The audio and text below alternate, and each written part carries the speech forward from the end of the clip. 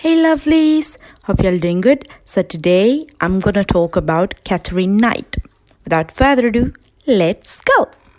Katherine was born on 24th October 1955 in Tenterfield, Australia. Her mother has 4 children, then she had an affair, and that's how Katherine was born. Mr. Knight, Katherine's real father, was a good friend of her stepfather. As they lived in a conservative town, this was a huge scandalous thing back then. On the other hand, Katherine has witnessed her stepdad raping her mom several times, and Katherine herself was raped by him and her stepbrothers till she turned about 11. Brutal childhood. It was reported that she was a huge bully in school, and she scared off little children. Eventually, she left her education at the age of 15 and started working in a clothing factory. She didn't like this job very much, and finally, she ended up in her dream job, at a butcher shop, cutting off animals' organs. She loved this job so much. She literally hung her butcher knives beside her bed in case she needs them. That's how much she loved it. During this time, she met David Callett, a raging alcoholic just like her dad. He was into fist fights as well. In fact, Katherine surprised him once with showing up to his fist fight club and tackling several guys in the game. Callett once said that he felt something bizarre by the way she clenched his fist in the game.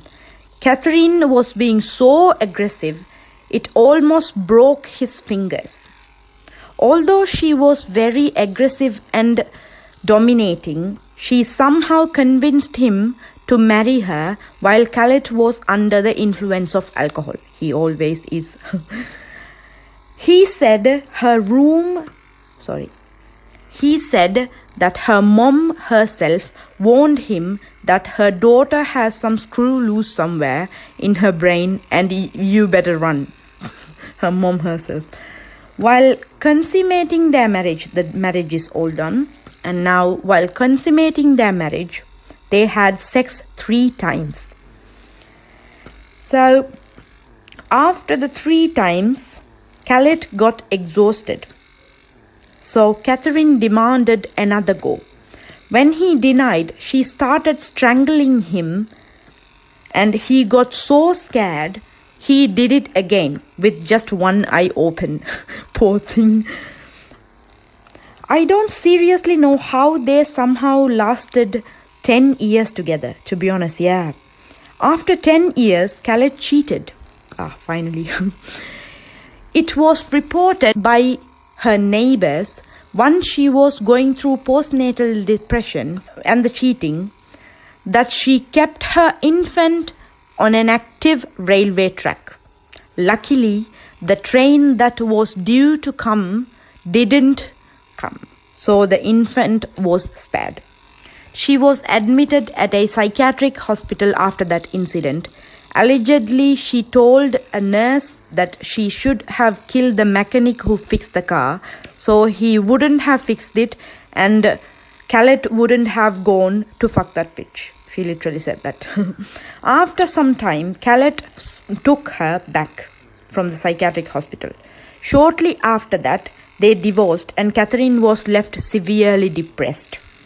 After some time, she met a new guy, but he insisted on living separately, which led her to get jealous. So she literally held his dog up high on her hand by ears and slit its throat in front of him to warn him about her capabilities, what she is capable of. They had a daughter, and she is apparently reported that she saw Katherine trying to stab her dad with a scissor during a heated argument. They broke up and Katherine found a new guy. In a bizarre note, this relationship was smooth for 3 years. I don't know how. Katherine cheated on him with Price. Her last boyfriend. Oh, poor Price. Katherine and Price got together. He's got 2 kids apparently. The kids loved Katherine, and once Katherine asked Price to marry, for which he declined. After this incident, the relationship got so violent that she got him fired from his job by lying that he steals from the office. Jesus. So they broke up but got back together again. But this time, Price denied to move in together. So her violence escalated. Around February 2000, she stabbed him on the chest. So he got a restraining order against her to keep his kids safe. The relationship was so worse that he told his colleagues that if he ever failed to show up to work and didn't call, it will definitely be because Katherine killed or did something to me. Please call the police if that happens. The night of murder. Ba-dum-bum. Okay. On 29th February 2000, Price came home from work, had food, went upstairs to the bedroom and slept. After a few hours, Katherine came home, took a shower, turned on TV, had dinner, had sex with Price. When Price was asleep, Katherine took the butcher knife beside her bed and stabbed him 37 freaking times without mercy. Price woke up in the middle, tried to fight back, but he was too weak and too injured. He couldn't fight back. And eventually he went into coma. She dragged him downstairs, hung him on a meat hanger in the kitchen, skinned him, poor thing, oh my God, skinned him, cut small pieces of his body, put it in a pot, cut some beetroot, zucchini, potato, pumpkin, squash and cabbage, boiled them together and made some nice gravy and made herself a nice dish. And it was also reported that she couldn't finish her dish completely, that she left half of it, because it was reported by the police, the half dish. She took a lot of sleeping pills afterward and passed out next to his body. Price's colleagues grew suspicious that he didn't call or do anything and called the police. Police arrived at the spot and found a decapitated body of Price laying on the floor next to unconscious Katherine. To their shock, they found Price's head in a boiling pot and 2 plates of dish made with Price's body pieces on the table, each labelled Price's son's names. She apparently tried to feed Price's kids Price's body. Katherine woke up, and when the police asked her to confess, she claimed she doesn't have any memory of the previous night. Despite her plea for non-guilty, she was charged for Price's murder immediately.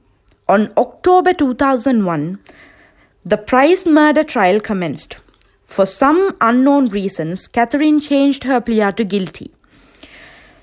The judge adjourned the case without testimony. She was taken to prison, and for some reason the judge ordered to never release the papers. And finally, for the first time in Australian history, a woman was given a life sentence without parole. Till this day, she remains stating that she is innocent and denies taking responsibility for her murder.